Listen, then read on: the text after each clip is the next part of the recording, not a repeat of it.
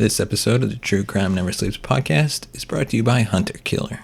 Hunter Killer is an immersive murder mystery game told over the course of 6 episodes or boxes.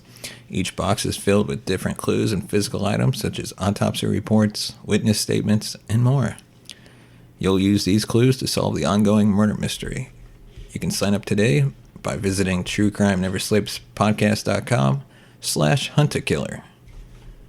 Thank you and enjoy the episode.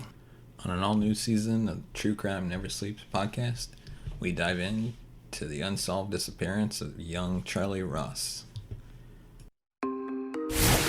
Welcome to the all-new True Crime Never Sleeps podcast with your host, Larry Leese. Join us every week this season as we dive into the life and crimes of serial killers, from the butcher-baker Robert Hansen to the Golden State Killer, Joseph D'Angelo.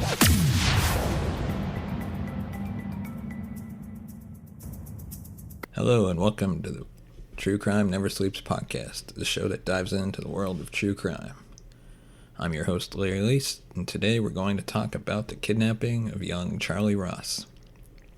We'll discuss the dark story behind the quote, "Don't take candy from strangers," and yes, why you or your child should not take sweet words from a stranger as granted. Today we bring you a harrowing true crime story of Charles Brewster, the primary victim of the first American kidnapping for ransom. No doubt this received widespread media coverage, as this was the first of its kind, but fate played its role in another way. His fate remains unknown, and his case is one of the most famous disappearances in U.S. history.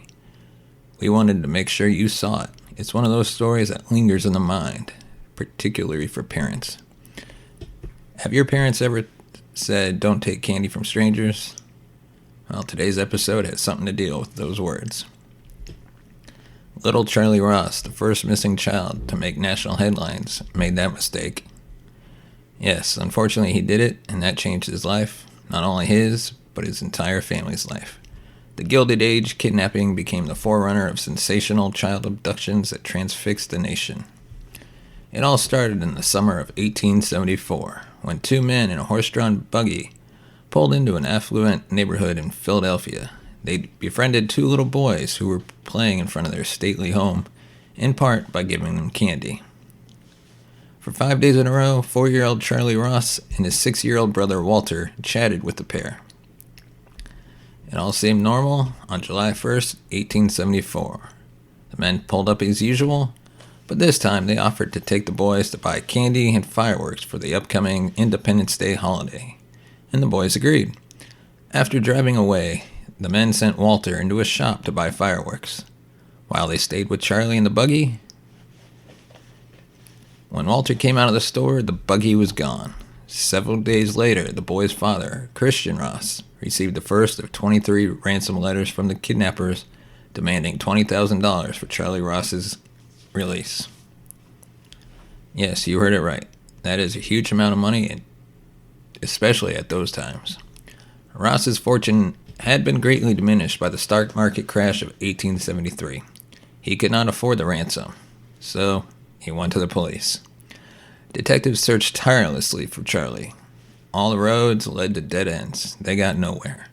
Ross used a personal column in the Public Ledger to try to communicate with the blackmailers, but to no avail. Theories about the kidnapping circulated. Still, no sign of Charley. Then, 3 months later, in December, police shot Joseph Douglas and William Mosher during a botched burglary in Brooklyn, New York. Mosher was killed instantly, but as Douglas lay dying, he confessed that the pair had kidnapped Charley. He told police that Mosher, now dead, had been the only person who knew where Charley was. 2 hours later, he was dead. Police later arrested Mosher's brother-in-law, William Westervelt, a disgraced Philadelphia policeman, and charged him with being part of the kidnapping. While awaiting trial, Westervelt told Ross that Charley had been alive at the time Mosher was killed. Westervelt beat the kidnapping charges in court, but the jury convicted him of conspiracy. He was sentenced to 6 years in prison. Ross, meanwhile, kept searching. He wrote a book, The Father Story of Charley Ross, the Kidnapping Child, and poured all the profits from the book into the search. Thousands of circulars about the abduction, pictures of Charley were posted in police stations, railroad stations, post offices, shipports across the country. Over several decades, the Ross family spent more than $60,000 looking for young Charley, which included all the available leads and investigating more than 1,000 imposters claiming to be the missing child.